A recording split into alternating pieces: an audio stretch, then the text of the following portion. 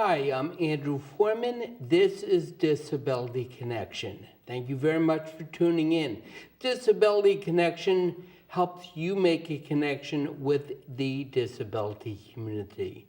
My guest today is Kyle Robidoux, the Director of Volunteer and Group Support Services from the Massachusetts Association for the Blind. We are a call-in show. Love to receive your phone calls, questions, comments. 617-708-3290. Again, 617-708-3290. If you have a black number, *82. We'll be talking about the Massachusetts Association for the Blind, blindness-related services and supports. We'll get into how to volunteer. They're always interested in getting volunteers for the Mass Association for the Blind. Kyle Robidoux, thanks for joining the connection. Thank you so much, Andy, for having me on. Sure. First, for folks that don't know, what is the Mass Association for the Blind? Sure. So the Mass Association for the Blind and Visually Impaired, which we call kind of MABV for short, was founded actually in 1903 by a great woman named Helen Keller and others who found a need to provide some blindness-related services for adults. So it's actually the oldest organization in the country that's working with individuals, adults who are blind or visually impaired. So we have quite a history of 100 plus years providing very important services and support and enabling folks who are blind or visually impaired to live as confidently and independently as possible. Is it getting easier or harder in terms of helping people? I mean, I assume support groups, volunteer services, it's all about transition, right? It's all about transitioning from being fully sighted to all of a sudden having a visual disability or total vision loss.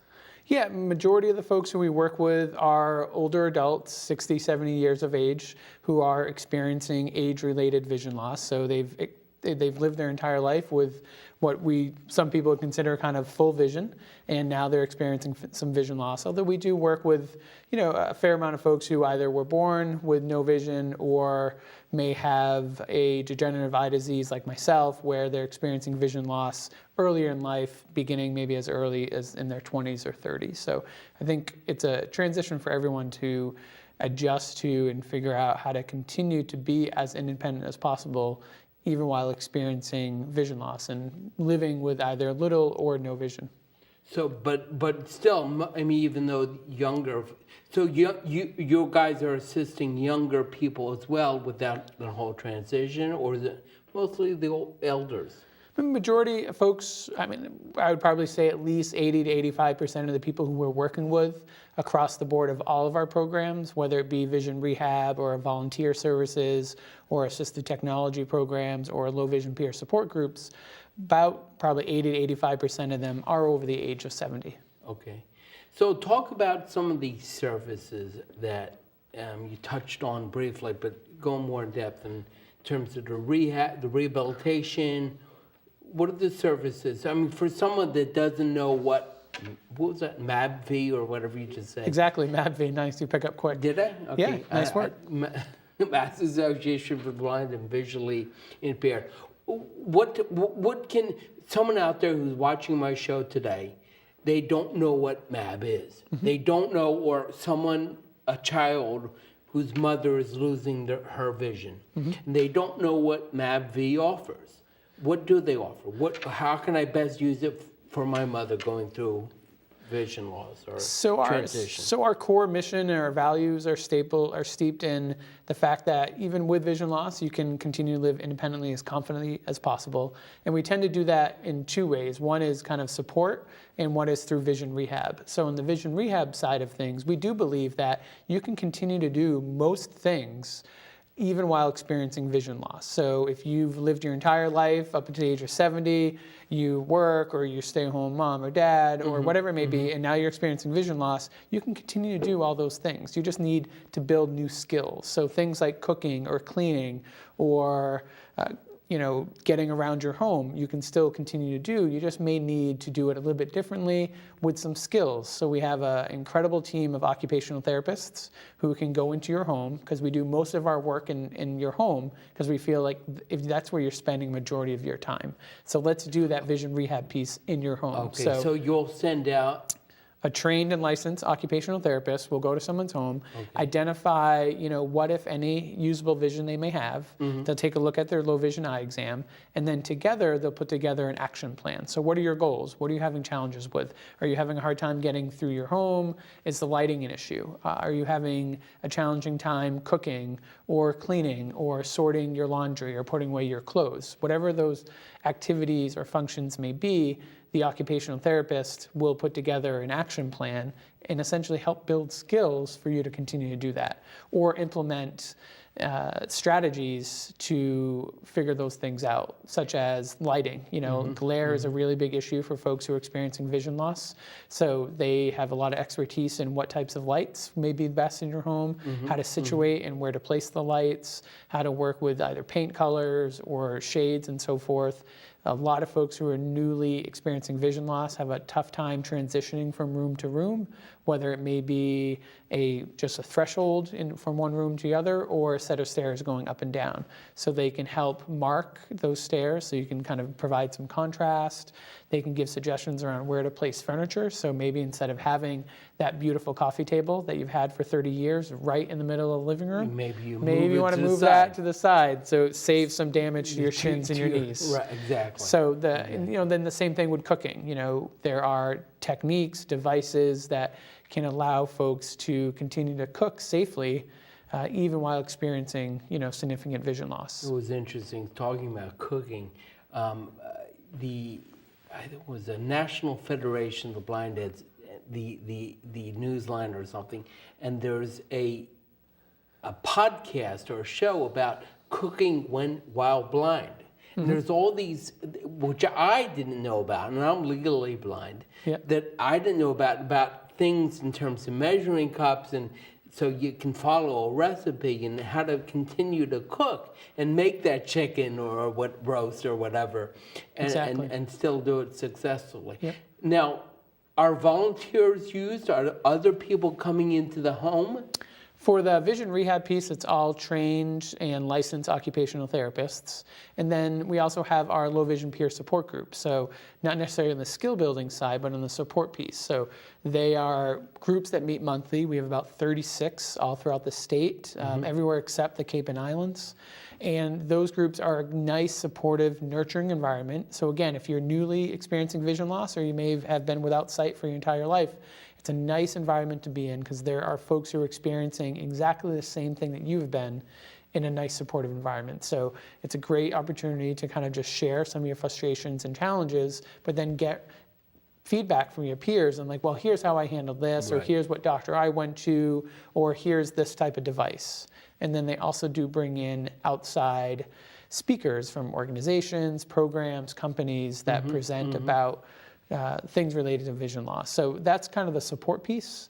And then we also do have the volunteer program. We have a one-to-one volunteer program in which volunteers work with someone one-to-one. So a sighted volunteer works with someone who's blind or visually impaired on a whole host of activities. So maybe grocery shopping, writing checks, reading mail, running or walking.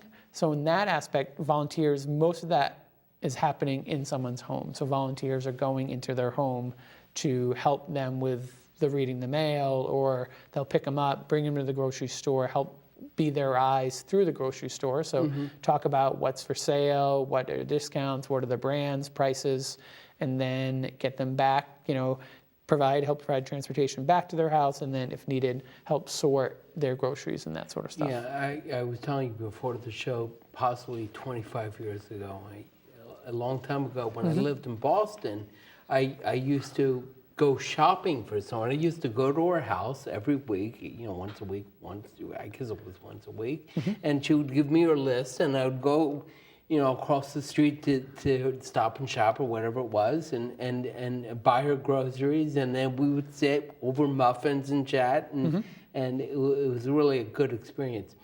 And I did have a reader this lady, Gay Vernon, who used to be on Magic, the radio station, and she used to read my email and things like that. Oh, wow. So That's fantastic. So, I mean, you know from both sides, right? Right. The impact of a volunteer. We talk frequently about the volunteer actually often gets more out of the interaction than the person who they're working with who's blind and visually impaired, because it's such a rich experience.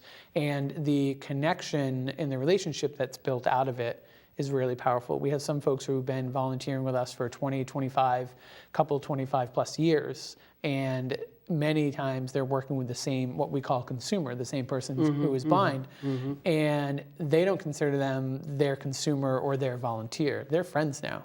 They're family. They're getting invited to family events, weddings, family gatherings. They meet almost weekly. So they've had, 15, 20 plus year relationship. And it's a really beautiful thing to see that interaction happen on a volunteer level, such as what we do. has it changed over the years we were just talking before we went on the air about the technology and how the advancement of technology and how that advancement, I always say technology is a great equalizer, and technology's made my life a lot easier than it was. Has the needs of the people changed? I assume they have throughout the years, or different needs and different responses? Yeah.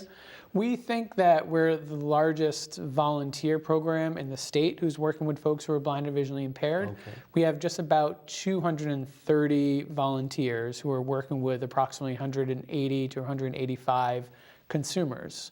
However, across the state, although we're highly concentrated in the greater Boston area, then we also have a smaller volunteer program in an office in Worcester. Okay. So even though we're the largest in the state, we're still nimble and small enough to make quick decisions or change things up. So 3 to 4 years ago, we weren't necessarily providing sighted guides for folks who were blind or visually impaired who wanted to walk or run or go to the gym. But we started getting calls and saying, I want to go to the gym. We had one gentleman who, due to a neurological issue, health issue, lost his vision overnight, loved going to the gym, can no longer go to the gym on his own.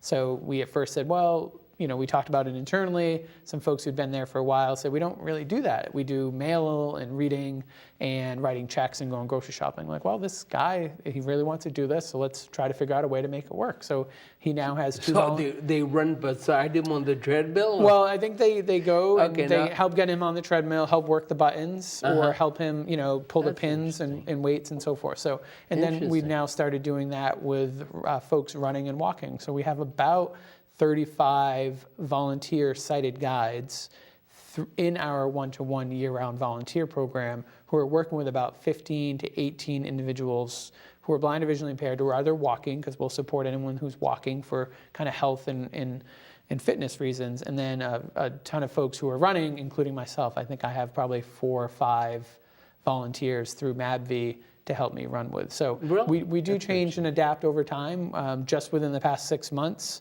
we have started to strategically plan for providing more assistive technology assistance, because as you mentioned, technology is booming, is that great equalizer, but there are some challenges in making sure that assistive technology gets into people's hands. And one of that is around affordability. So how do we have a conversation around making sure products, programs, software is affordable, but then once they have it in their hands, how do you train them on it? Particularly if you're looking at someone who didn't grow up like our kids have with technology, smartphones in their hands. So we're starting to incorporate more assistive technology in our one-to-one volunteer program, so recruiting volunteers who are tech savvy. And they may be, ideally, some of the folks who can teach the assistive technology piece are folks like you and I who know how to use assistive technology. Well, probably more so you than me. But we want folks who are blind and visually impaired to be volunteers as well. I can always learn. And also folks who are tech savvy, who are able to do that. Right. And then we also just recently, we're in the process of opening up 2 assistive technology centers, one the Brookline Senior Center and one in Worcester. So where people can come and learn. Okay, that's Yep. interesting. So we are recruiting volunteers, training them. Most often it will likely play out in which we're training them on a set device. So we're training them how to use Zoom text, or training them how to use an iPad and the accessibility functions. And then once a consumer comes into the center and says, I want to learn how to use the iPad accessibility functions, they'll be matched with that volunteer who's been taught how to use that. So yeah, we're super excited about it. It's, we had a big summit back in May in which we brought together a number of stakeholders, providers, and it's one of the biggest needs that we've heard is, how do we, incorporate the assistive technology piece into kind of our daily living. And I think that comes naturally for a lot of folks who kind of grew up again with that technology. So we're really trying to provide those opportunities and bridge that gap. Right. This is Disability Connection. My name is Andrew Forman. Thank you very much for tuning in. My guest today, Kyle Robidoux, the Director of Support and Volunteer and Support Group Services from the Mass Association for the Blind. If you'd like to make a comment or have a question, 617-708-3290, a block call, *82. If someone out there who's watching us today wants to volunteer, do they contact you, or do they contact you, MABV? A couple different ways, whatever is easiest for folks out there. And we are looking for volunteers. Right now we have just over 100 individuals who are blind and visually impaired on our waiting list, waiting for a volunteer. So we are actively recruiting. So you have more need than you do supply. Exactly. So a couple of different ways. Folks can call our Worcester office, which is kind of the clearinghouse number. That telephone number is 508-854-0700. Or they can go on the internet. Our website is mabv.org, so simply mabvi.org. And there are a couple drop-down menus for the volunteer program. They can fill out a very basic volunteer inquiry form, submit it, and then we'll follow up with them. Is there any requirements for volunteers in terms of number of hours that you have to commit to? Or So we're really flexible. The biggest requirement is we ask for a 6-month minimum commitment of time, just because it takes a fair amount of time to build that relationship up front and for us to train them. So we want to at least get 6 months out of that. But outside of that, it's very, very flexible. So we have volunteers who may volunteer once a week for a couple hours, maybe volunteer once every other week for a couple hours, or they may be a volunteer reader just once a month. So we say, tell us what your availability is, what your interests are, what times of the day and days of the week that you're available, and we'll match you with someone based on that. So everyone, obviously, volunteers have busy schedules. So if you only have 2 hours or 2 hours a week or an hour a night, that you can make that work. We can make that work, and it may just be 2 hours a month. Again, there are a lot of consumers who we work with who may have 3 or 4 volunteers. So they may have one reader come in on Tuesday, and the next week they may have another volunteer who comes in, or maybe in 2 weeks. And then some of my sighted guides who I run with, I may only run with them maybe once a month or twice a month, but it's great for me to know that they're there. So it's really flexible. The program is incredibly flexible and accommodating. It's great for folks who have schedules that move around a lot, because you're not, for the most part, you're not doing it at a set time. So you're not volunteering every Tuesday at 5 p.m. You can volunteer one Tuesday at 5. Right. When you wrap up, you say, great, when you want to get together next? And you find a time that meets, that works for both of you. So very, very flexible in that sense. What about making referrals? I mean, so again, the daughter is watching the show today, and she said, oh, Mom can really use this. And she's having trouble getting around her house, or she could use that assessment, would be very valuable to her life, her transition, losing her vision. Can the daughter call you? Does the mother have to call you? Do you need a social worker? I mean, what is referral? Anyone can either self-refer. We had a lot of family members who, exactly the situation you described, who calls us. So again, folks can call the Worcester number, which is 508-854-0700. talk to a staff there, explain kind of what they're having challenges with, and we can kind of figure out the menu of programs that we provide, what would be the best fit. Or they can go to the website again, and there's a drop-down menu item for referrals. There's one for doctors, and there's one for just non-medical low vision. Depending on the program, so the low vision peer support groups, the volunteer program, those are all free. So the referral process in terms of documentation is pretty straightforward. You just call us, we do an intake, and we go from there. For the vision rehab program and the occupational therapy program, after we do the intake, we do require a referral, a secondary referral from a low vision doctor or their optometrist for insurance reasons. But again, anyone can call us to kind of get the ball rolling. And this is a totally free service for the consumer or the individual who is being read to or... The volunteer program is completely free. Okay. The low vision peer support groups, completely free to show up. Go to the assistive technology centers that we're working with in partnership with the Mass Council on Aging. Those are free.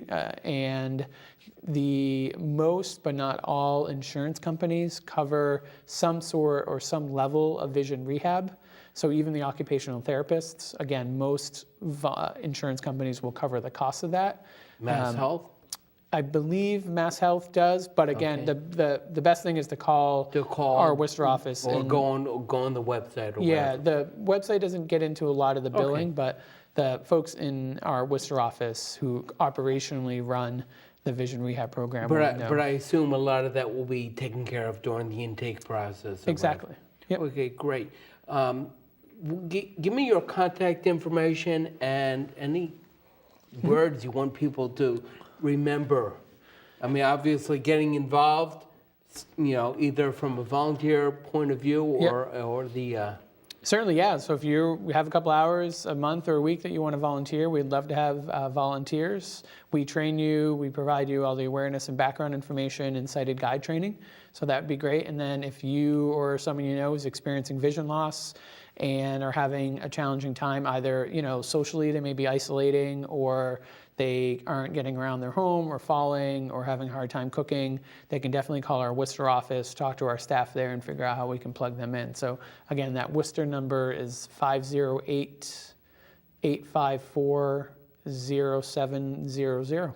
Or on the internet? The website is mabv.org, so M-A-B as in blind, and then vi.org is our website. Great, fantastic. Well, thank you very much, Kyle, for being a guest No problem. here. Thank you so much. On The Connection, and hopefully I just made a connection for you with the Mass Association for the Blind. My name is Andrew Forman. Again, Disability Connections. Glad you tuned in. See you next time.